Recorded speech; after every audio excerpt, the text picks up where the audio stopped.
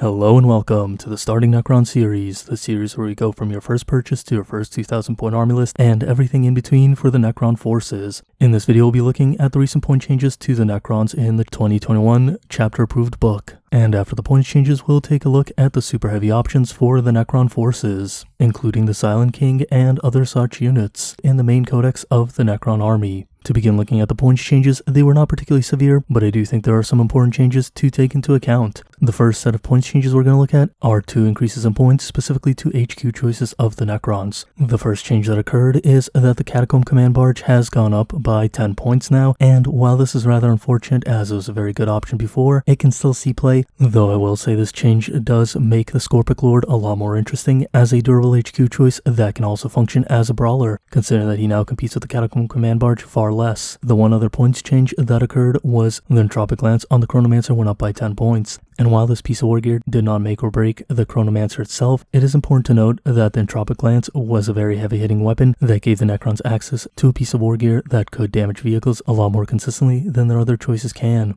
And as such, I'll mention this is a much bigger hit than it may first appear, although it does not necessarily change how good the Chronomancer is. Rather, it hurts the Necron army overall in a way that is a little more subtle, though farther reaching than people may expect at first glance. In either case, I don't think either of these models will stop seeing play, though I do think it opens up some room for things like the Scorpic Destroyers. Moving on from the points increases, there have been 4 total points decreases. The first one being to the troop choice known as the Immortals, where the Tesla weapons have been dropped by 2 points, making the Tesla Immortals the same price as the Gauss Immortals. This is actually a rather positive change, and I can see these seeing a little more use in the future, although one thing I'll mention is that the Tesla weapons are definitely better against opponents that have weaker armor saves and large units, meaning that when the Orc Codex comes out, these will gain a lot more value if the Orcs are doing very well and are still fielding large units of Orc boys who have a very low save but a reasonably high toughness of 5, and a result of this points drop, the Tesla weapons will probably see some play in the near future. That's a great thing to hear because before there really wasn't much reason to take them, and now that they became an option, we'll probably see some more diversity within how Necron armies are built. Finally, the last of the points decreases occurred on the heavy support slot, which needed the most help within the Necron forces. To begin with, the Locust Destroyers went down by 5 points each, and the Locust Heavy Destroyers went down by 10 points. Both changes that I'm happy to see, as they're already seeing some play in lists in very fringe cases, though now they're probably going to see a little bit more play as they're not bad units, though they could have really used that points decrease, and I did say as much within the heavy support video. As such, I'm very happy about this points change and hope that they continue doing such things to tweak models that are on the cusp of playability to make them more playable within armies. And there was one other points decrease, which was a 20-point drop to the Doomsday Arc, and this is actually a really interesting one because the Doomsday Arc was already breaking out onto the competitive scene in its own type of list, and now it's actually going to see way more play in addition to being significantly better than the Doomstalker as a result of this points decrease. Hopefully in a future change, the Doomstalkers see a drop in their points in the same manner that Doomsday Arc has. I'm happy that the Doomsday Arc did receive a points drop, though I do think it's a very big oversight that they did not decrease the points on the Doomstalker itself, considering the Doomsday Arc was finally seeing play, but the Doomstalker has yet to really break out in the top levels of play. And that covers all of the points changes that occurred in this chapter approved for the Necron forces. Overall, I think they're mostly positive, though I do think that the Chronomancer changes and the Catacomb Command Barge changes are a bit unfounded, and I would have rather seen other choices within the HQ type see a points decrease as opposed to seeing those units get a points increase. In either case, I'm still generally happy with all the changes, and I really can't complain about them too much. Though really, I do think the Necrons need some more anti-vehicle options, as that's where they struggle a little bit, and for the most part, the Necrons do seem a little overpriced as a whole, now that more of the 9th edition books are out.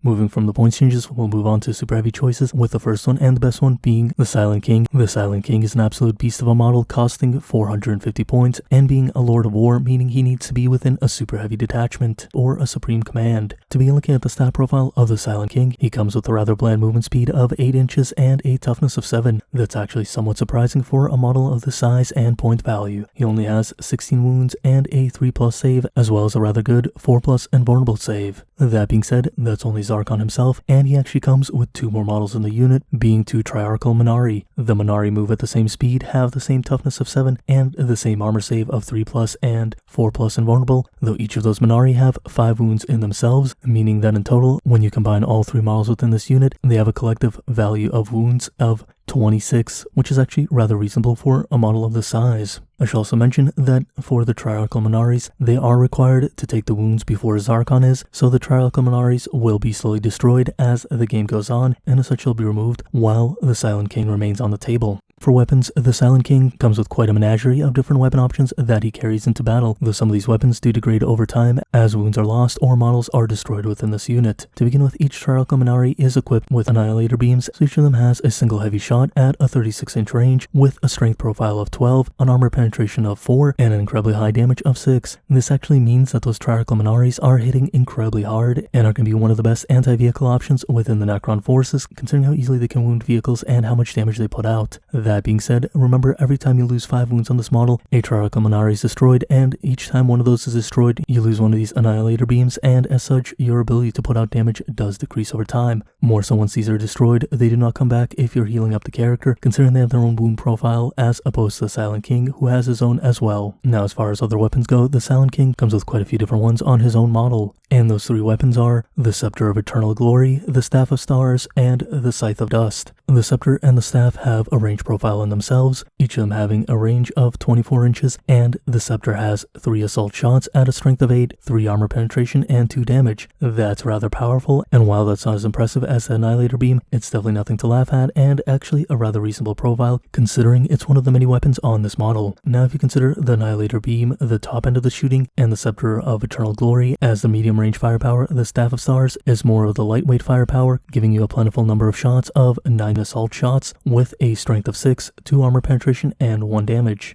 This will definitely come in handy in clearing out smaller units, which is always nice to have on large models such as this, so it's harder to lock them up within melee or harder to block them with other units. I should also mention that both the Silent King and the Triarchal Minari are considered vehicles, so they can shoot all these weapons within close combat if they so desire, which gives this model that much more mileage within close combat as well as shooting as a whole. And now speaking of close combat itself, the Silent King can actually put out quite a good amount of pain within melee range himself. The Silent King and the Triarchal Minari both come with a baseline strength of 5, and the Silent King has a 2+ weapon skill, unlike the Triarchal Minari who have a 6+ weapon skill. Though on the other hand, the Triarchal Minaris and the Silent King's ballistic skill is 2+, meaning both in close combat and shooting the Silent King is rather effective, though the Triarchal Minari do suffer a little bit more once they're locked within combat. To begin looking at the melee weapons, we'll begin looking at the Scepter of Eternal Glory, which uses the 6 base attacks of the Silent King, giving him +4 strength, which brings him up to 9 strength per melee attack, 3 armor penetration, and 2 damage. Already we're off to a rather good start, as all of a sudden the Silent King can put out quite a bit of damage, though do consider that his attacks do go down as his bracket goes down, so he ranges anywhere from 2 to 6 attacks depending on how many wounds he has left. One other thing I should mention is that the Silent King is not alone, but rather he has 2 advisors fighting with him on that stage, and this is why he has so many different scepters and staffs. So the first of those advisors is carrying the Staff of Stars, which has the melee profile that uses the user strength, which happens to be the 5 strength of the Silent King, and this weapon makes 3 additional attacks, but is limited to 3 attacks total within combat. These attacks are made with 2 armor penetration and 1 damage, so overall the Staff of Stars is both the weaker of the shooting and the melee weapons, and is there more to clean out swarms than it is to put out heavy amounts of damage in itself, although the volume of attacks is rather nice. The second advisor is carrying the Scythe of Dust, and he can make 4 additional attacks with this weapon, but he is limited to a total of 4 attacks because, remember, once again, this is that specific guy making the attacks and not the Silent King himself. These attacks are made with +3 strength, bringing up these attacks to a total of 8 strength, and these attacks come with 4 armor penetration and 3 damage, meaning that the Scythe of Dust actually does quite a lot of damage and can actually outdamage the Scepter of Eternal Glory in many cases. That being said, because these attacks are made by additional guys on the platform and not the Silent King himself, they actually do disappear as the Silent King loses wounds, but do come back if he himself regains wounds, unlike the Triarchal Minari. And to look at how these disappear, you have to look at the Preservative Auto-Torpor ability, which says that at 8 or fewer wounds, the Staff of Stars attacks are locked out, and once you go to 4 or fewer wounds, the Scythe of Dust attacks are also gone as well. This only leaves the Scepter of Eternal Glory as his only weapon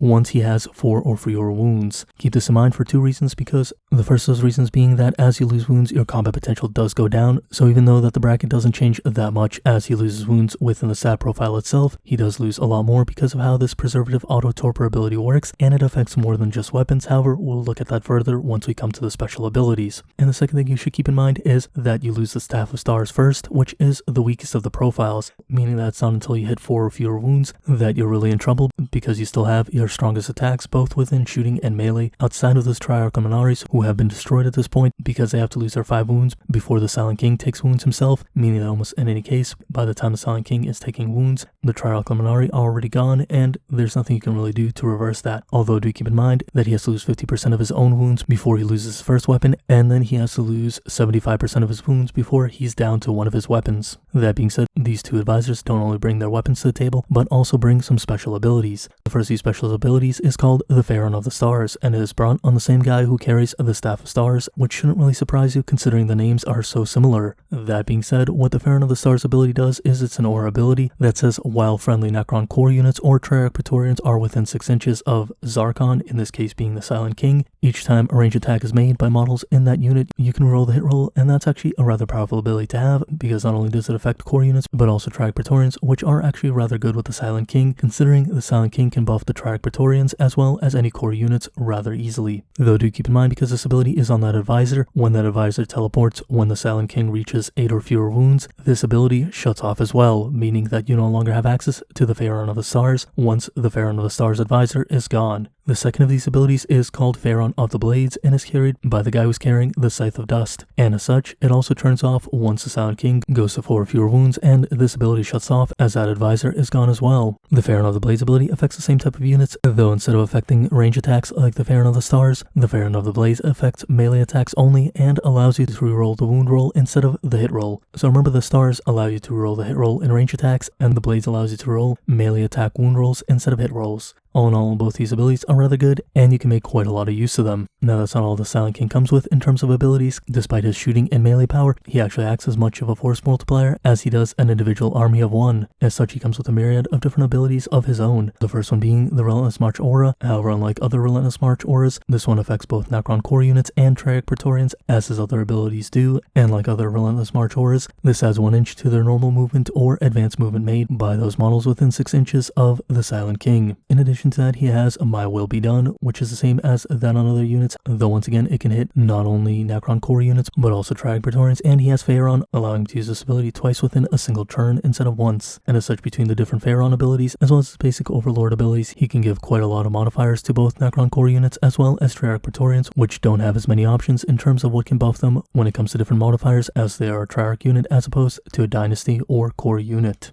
Now, Zarkon has some very basic abilities, such as Living Metal, command protocols, being part of the Szarekh dynasty, though he does have some other special abilities that can be rather interesting. The first one being the Voice of the Triarch, which says once per battle at the start of any battle round, if the Silent King is on the battlefield, you can alter your command protocols that are active. If you do so, choose one command protocol you did not assign to any battle rounds, and before the battle round becomes active, activate that command protocol for your army for that battle round instead of the one you assigned to that battle round. This is actually a very interesting ability and gives you a lot of flexibility when assigning command protocols. The way you usually want to use this is by taking the command protocol that you want to have in your back pocket and not assigning it to any round, such that it's active for you to assign at any round, and then you would take the protocol you care about least and assign it to the round where you would be most likely to use this protocol. Command protocols as a whole are not the strongest thing for the Necrons, and are for the most part one of the weaker parts of the Necron army when you consider what the Necron army can give you. That being said, when you have the flexibility of using a command protocol on demand, you can get a lot more mileage out of it, considering normally you have to assign your command protocols before the game begins, and as such you really have to depend on things going a specific way. Though when you have one usable on demand, you can select the one that you think is the strongest and use it at any turn in order to swing the game in your favor. This gives a lot more mileage to the command protocols, and I think it's an ability that might be overlooked by some players, considering command protocols might not always be the most efficient thing within a given game due to how they function, because of being assigned before the game begins and having to be used at a specific time when they might not be as optimal as you would like.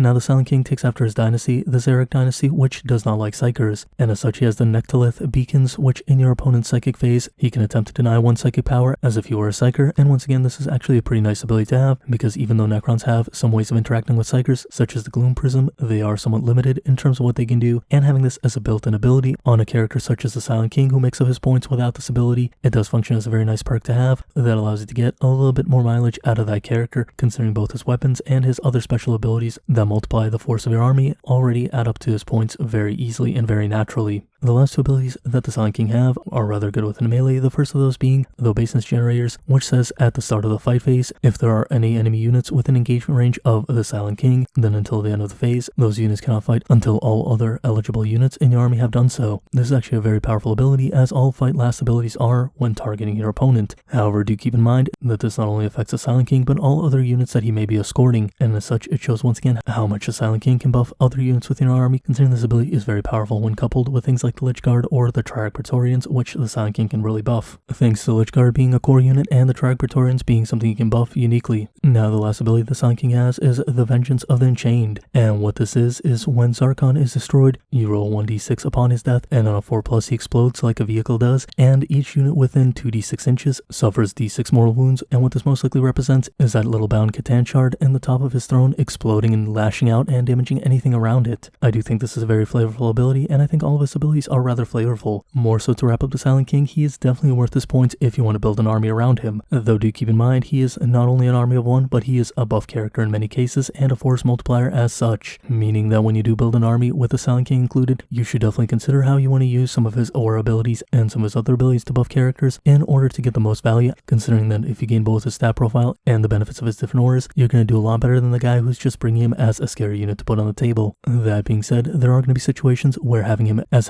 just a fighting unit on the table that scares your opponent and takes over a particular part of the map while putting out quite a bit of damage is perfectly fine as well, and you'll find in some games using him as a force multiplier may not be the most efficient way to play him, and it will really come down to the matchup and how you have to play it out through the course of that period. In any case, the Silent King is an absolutely beautiful model that brings a ton of firepower to the table as well as different buff abilities. More so, I think the flavor is absolutely oozing out of this model, considering how the different abilities interact with his advisors, the little trapped Catan, and those Triarch Luminari pillars that follow him around the table. I definitely think this is a really cool model, and I think every Necron player should eventually own this, though I don't think Necron players should restrict themselves to building lists that include the Silent King, as you can easily build a Necron army that does not utilize them or use them as a central piece to their strategy. After the Silent King, the Necrons have 3 super heavy choices, none of which are particularly great. But let's take a look at what those choices are. The first of those super heavy choices is the Monolith, and the Monolith comes in at 360 points, having a rather bland profile with an 8-inch movement similar to the Silent King, a ballistic skill of 3+, a toughness of 8, and 24 wounds as well as a 2+ save. Now this might seem decent at the beginning, but do take note that the Monolith neither has an invulnerable save, nor does it have a feel no pain save. So as such, it is very easy to blow up despite it having so many wounds and a decent armor save. The Monolith is also generally a giant model, meaning that many armies can target it and bring it down before it gets its full value out, at least as a vehicle, and does benefit from Necron Dynasty abilities, so it can gain access to a rather flimsy immortal save, though at least it's better than nothing in some cases, and people have found some fringe uses for the Monolith at the very least.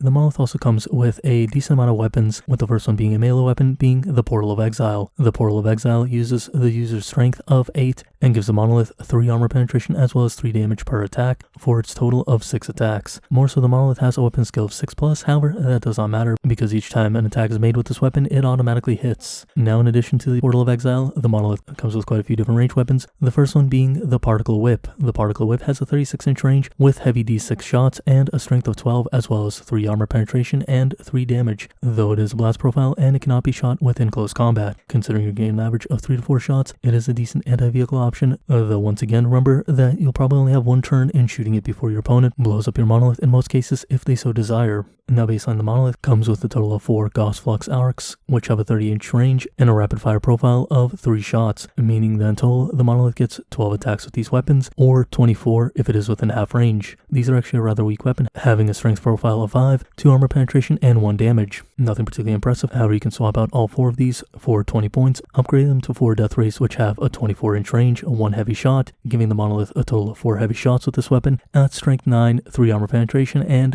the 3+3 damage. As a whole, I think if you're going with the Monolith already, I would suggest picking up the Death Ray, as it gives you that much more extra damage against vehicles and other targets of that nature, giving you more consistency with that Particle Whip. Though that being said, you can also leave the Death Ray off if you so desire, because at the end of the day, the Monolith has some abilities to transport units that give it some more utility than just being a scary vehicle. The first one being is that it has Death Descending, which allows it to deep strike into battle, and this gives it a little more survivability, though once again, once it's probably on the table, it's probably going to get shut down before the next turn occurs. And the second ability it has is called Eternity Gate. And what this allows you to do is allows you to summon a unit of Dynasty Core Infantry from reserves onto the table next to the Monolith within 3 inches and out of engagement range. And those models are counted as having moved for their movement phase. This is definitely an okay ability, but the thing is, the Night Scythe has a similar ability, and the Night Scythe and the Monolith both have access to the same mobility stratagems. As all, I think the Monolith is fine if you're taking a list that includes quite a few high wound targets, though I think with the current meta, with the AdMech being as powerful as they are and being able to put out quite as much damage as they can with some of their cheaper heavy weapon options such as the Iron Striders, it definitely doesn't seem to be that logical to bring a Monolith that does not benefit from any kind of invulnerable save unless you go into a specific dynasty. So for the most part, even though it's kind of a cool model, I don't think the Monolith is particularly great, though you may see it pop up on the table once in a while due to it actually having some decent firepower and some interesting abilities that might perform some functions within a game. Though for the most part, you'll probably usually see it explode just as quickly. However, I can't say it's completely useless because it has seen play, and I think it might see play again in the future in some form of super heavy list where the player brings